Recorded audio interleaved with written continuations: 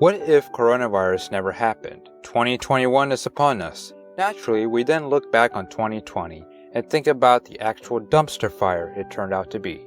In one word, the year can be defined by the coronavirus. You're probably sick of encountering it for the last 9 months, pun intended.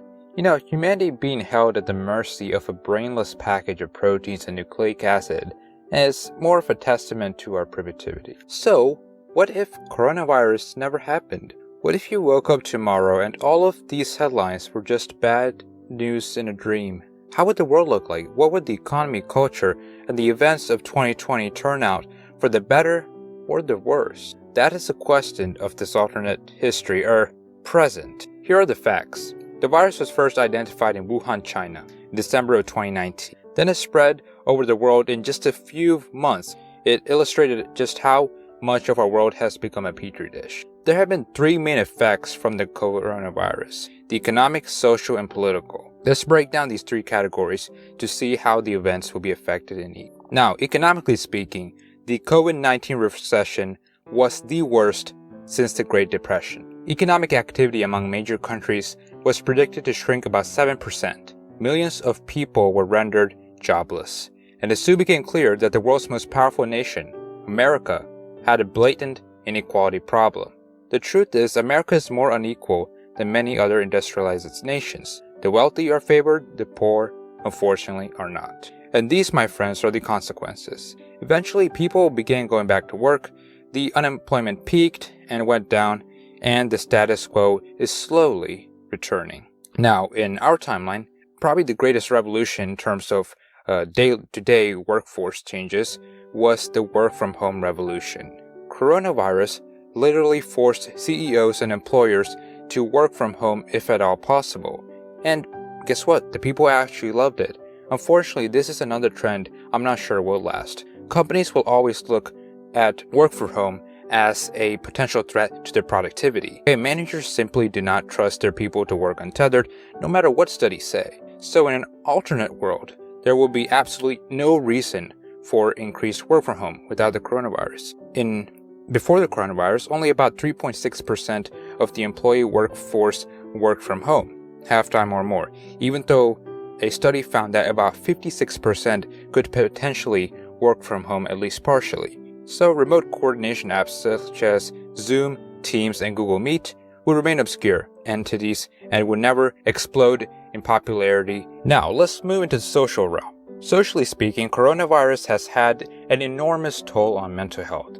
People lacking socialization as normal and locked up in their houses for months increasingly became depressed. Racism also spiked against Asian Americans. But the harsh truth is that most people who died were relatively invisible in society: the elderly, the poor, the sick, racial minorities. And all of this pent-up anger was eventually exemplified in the protests and rioting of summer 2020, which were higher than normal. They were catalyzed by the death of George Floyd, but most likely would not have been nearly as large without the massive unemployment and forced lockdown.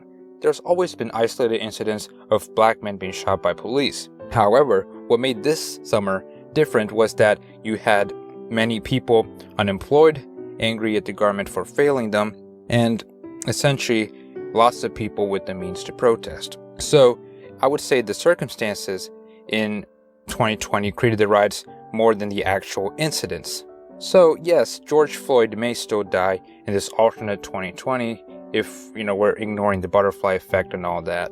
But the resulting protests would never have been as large or as visible without the conditions of COVID-19. So finally, let's talk political. It is undeniable that COVID and its economic ramifications crushed President Trump's reputation. Now, before the pandemic, Trump could at least boast about a booming economy, largely inherited from President Obama. Trump's negligence and inaction in the face of the pandemic did exacerbate the situation, and probably cost him the 2020 election. Even in spite of COVID, Trump has had an extraordinary hold over large swaths of this country.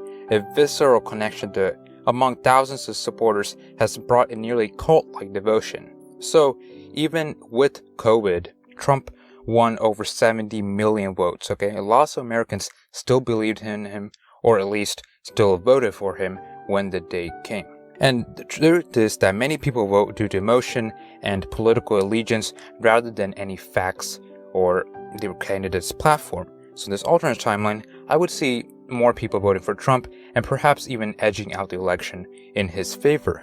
So what would the world and America look like at the end of this alternate 2020? Well, it will look slightly different, much like the world at the end of 2019.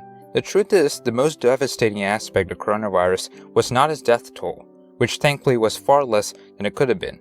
It was the economic consequences of the lockdown, which again are slowly reversing, but will most likely prey upon the poor for far longer. Businesses that died out in our timeline may still have survived or flourished in this alternate timeline without coronavirus.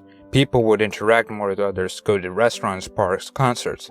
It would be the small things in life that would be the most different in this world without the coronavirus. It would be people's mindsets, people's views on the world, people's just ability to go along with their day-to-day lives. Now, geopolitically speaking, the worlds would be practically the same. The truth is, epidemics throughout history really don't tend to change too much things geopolitically, unless they are really devastating, like the Black Death.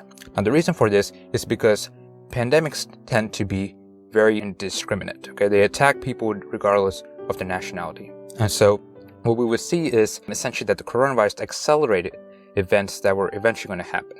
Once this pandemic goes away, we'll find that the world after is very much recognizable. We're not redrawing borders. We're not having any major power shifts. China is not, going to replace the U.S. at the end of this. All the coronavirus did was to accelerate events that were already going to happen. So this world without the coronavirus, sure, it would be different. There'd be less work from home. There'd be more people in-person interactions. America might not be falling as quickly, but all of these are events that will happen eventually. And so the effects in this alternate timeline will be very, very soft. Well, that's this timeline. It is a pretty interesting time since, we're still living in it. We have some stake in it. But it's interesting to note that even though epidemics like the coronavirus seem so important to us in the day and age, they do tend out to be less than impactful throughout world history. Thanks for watching, and make sure to subscribe for more great content. This is Scholar of the World, signing out.